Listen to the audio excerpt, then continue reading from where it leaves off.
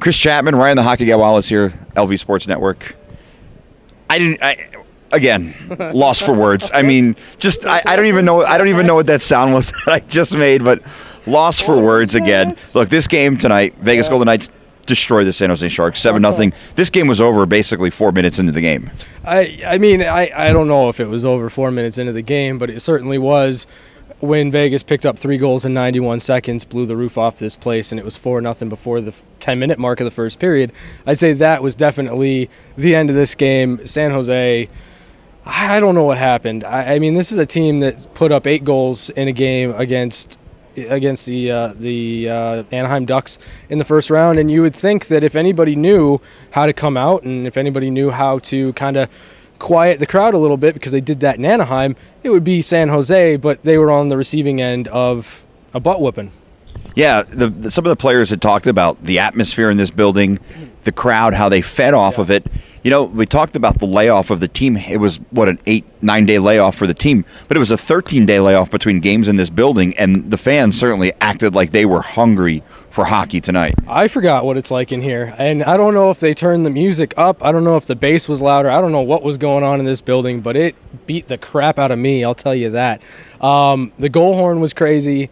John Wick mode as they were coming out on the ice was crazy. Flight of the Conchords as the helmet was dropping down was absolutely crazy. And this building just knows how to do playoff hockey and to do it well. And they're lucky because so does the team. The team knows how to do playoff hockey, and they can beat you any way that they need to. They can be stalwarts on defense like they were against Los Angeles, or they can skate and open it up and beat you in transition like they did at every facet of the game tonight against San Jose. Yeah, they really dominated in every aspect of the game. They dominated in hits. They obviously goals. You know, Marc-Andre Fleury gets his 3rd shutout of the postseason and only his 5th game. Second consecutive, too. So if you're keeping score at home, he's probably going to have another one before the end of this playoff series.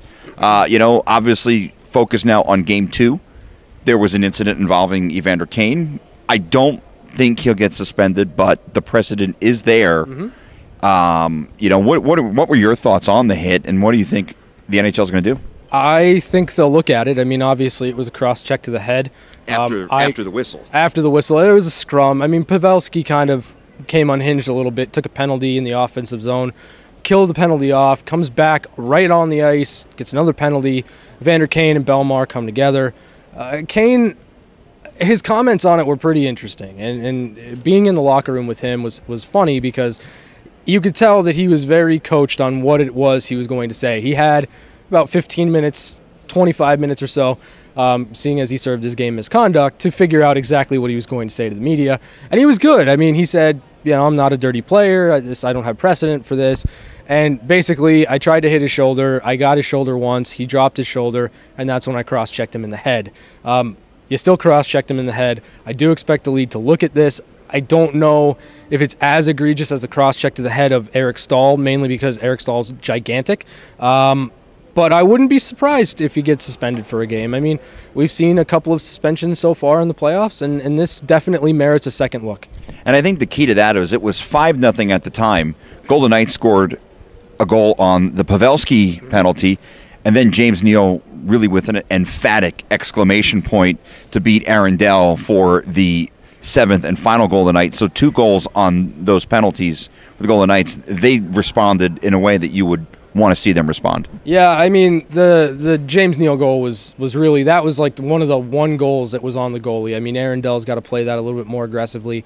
But I mean, outside of that, the Golden Knights just had that look about them early on, and it was more than just scoring the goal 4 minutes in. It was every single shift, finding space in the neutral zone, stretching the San Jose Sharks out, not just laterally, but east-west too. And that was one of those scenarios where it just looked like it was a matter of time. It didn't take very long, obviously. 3 minutes and 28 seconds or something. But it was classic Vegas Golden Knights hockey.